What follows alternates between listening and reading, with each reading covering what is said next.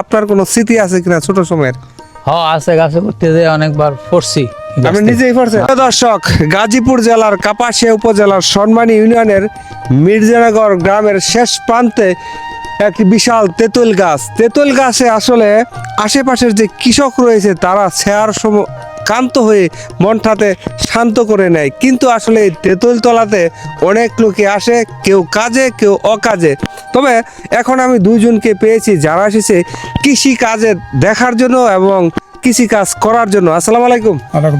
এই তেঁতুল গাছটির বয়সটা আনুমানিক কত হবে? বয়স হবে 50 বছর বয়সের এই তেঁতুল গাছের নিচে এসে অনেকেই করে অনেক ধরনের কাজ।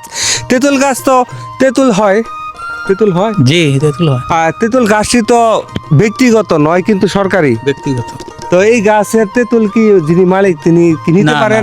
নিতে পারেন। অর্থাৎ তেঁতুল গাছটি ব্যক্তিগত নয়, সরকারি, কিন্তু এই তেঁতুল আপনি এসে খেতে পারবেন আপনার যখন দরকারি, ঠিক না? গাছ সরকার না, গাছ মালিকানা। গাছ মালিকানা, খাবার সরকারি, অর্থাৎ সবাই খায়। আর এখানে আচ্ছা, নদীর ওই পার হচ্ছে নরসিংদী জেলার মনোহরদী উপজেলার দৌলতপুর ইউনিয়নের কিস্তিবাদী সম্ভবত গ্রাম, দৌলতপুর গ্রাম। ওই অঞ্চলের মানুষও অধিকাংশ করে কৃষি কাম, আর আমাদের এই সনমানী ইউনিয়নের মানুষও অধিকাংশ কৃষি কাজ করে। পাশাপাশি অন্যান্য বিশেষ করে প্রবাসী রয়েছে সরকারি এবং বেসরকারি কর্মে নিয়োজিত। আর আমাদের এই যে কৃষি জমিতে বিভিন্ন ফসল উৎপন্ন হয় এবং সেই ফসল দিয়ে আমাদের যে দৈনন্দিন চাহিদা অনেক ক্ষেত্রে পূরণ করা হয়। তেঁতুল গাছের নিচ থেকে আসলে আপনাদেরকে কিছু তথ্য জানানোর চেষ্টা করলাম। এই তেঁতুল গাছ আসলে আপনার কোনো স্মৃতি আছে কিনা ছোট সময়ের? হ্যাঁ আছে, গাছে করতে যে অনেকবার পড়ছি। আপনি নিজেই পড়ছেন? হ্যাঁ, নিজেই পড়ছি। কলা গাছ দিয়া উঠতে দিতাম তো পিছলায় পড়ে দিতাম গা। সেই কলা গাছ কিন্তু এখন আছে, কিন্তু এই কলা গাছ সেই কলা গাছ না। আমার এইখানতে আমি একটা বড় বাই মাছও ধরছিলাম বর্ষি দিয়া, এই তেঁতুল গাছের নিচে। বড় বর্ষি মাছ ধরছেন মানে আগে? হ্যাঁ, এইখানে তো বর্ষার সময় পানি আসে, কিনার পর্যন্ত আসে। আচ্ছা, তেঁতুল খাইছেন নি কোনো সময়? তেঁতুল তো গাছতে বাইরে অনেকবারই খাইছি, নিজের বাড়ির গাছ।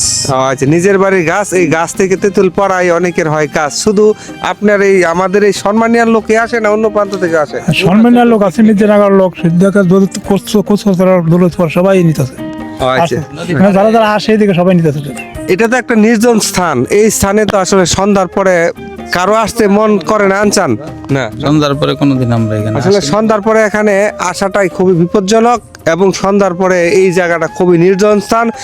এখানে যে তেঁতুল গাছ তার অনেক দূরে আমাদের আসলে বসত বাড়ি অবস্থিত, যার কারণে এই তেঁতুল গাছে সন্ধ্যার পরে কেউ আসতেছে না। যদিও এখানে বর্তমানে পিচ ঢালা হয়েছে, রাস্তার রয়েছে পরিপাটি অবস্থা। এই রাস্তা দিয়ে কোথায় যাওয়া যায়? হাতি দিয়ে বাজার যাওয়া যায়, এদিকে আড়াল বাজার যাওয়া যায়। ও আচ্ছা, একটা সময় তো এই রাস্তা দিয়ে হাতিতে থেকে মানুষ হেঁটে আড়ালে যেত, এই স্মৃতি মনে আছে? হ্যাঁ, আমি নিজেই তো কলেজে গেছি পায়ে হাঁটা রাস্তা দিয়ে। হ্যাঁ, নদীর ধার দিয়া। নদীর ধারে একটা সময় যে গুণ দিয়ে নৌকা টানতো, সেই দৃশ্যকে আপনি দেখেছেন? হ্যাঁ, আমি দেখছি, আমি নিজে লঞ্চেই গেছি এখান থেকে। আচ্ছা, এখান থেকে যে লঞ্চ চলতো হাতির দিয়া থেকে আড়াল পর্যন্ত, না একেবারে ওই লাখপুর। হ্যাঁ, এবং নদীর মুক্তারের বড় বড় লঞ্চ আসতো। আচ্ছা, আর এই যে দাঁড় টানা নৌকাগুলো, হ্যাঁ সেটাও দেখছি। দাঁড় টানা, গুণ টানা, পালতোলা নৌকা। আসলে পালতোলা নৌকা, সেই নৌকার পাল তোলার সেই সময় আর এখন নাই, কারণ ইঞ্জিন চালিত নৌকাগুলি পাল তোলার সুযোগ নাই। আর আমাদের এই নদীটার নাম নাকি ব্রহ্মপুত্র নদী। কিছুদিন পূর্বে করা হয়েছে খনন, পানি থাকে এখন সর্বক্ষণ। বর্তমানে ভালো পাওয়া যায় মাছ, আর মাছ ধরে এই আশেপাশের কিছু মানুষ পূরণ করে তাদের আমিষের কাজ, ঠিক না? রাইট। আর এই আমাদের এই চরে বেশিরভাগ কি হয় আর কি ফলন হয়? এই যে কুফসল, মরিচ, সামনে ধনিয়া, মিষ্টি আলু, তারপরে পেঁয়াজ, রসুন। আচ্ছা, আমাদের কুফসল বলতে বিভিন্ন ধরনের ফসল, এক বা একাধিক ফসল চাষ করা হয়। অসংখ্য ধন্যবাদ জানাচ্ছি আমি শামীম ব্যাপারী, তেঁতুলতলার গাছ থেকে নিচ থেকে। সবাই ভালো থাকবেন। আসসালামু আলাইকুম।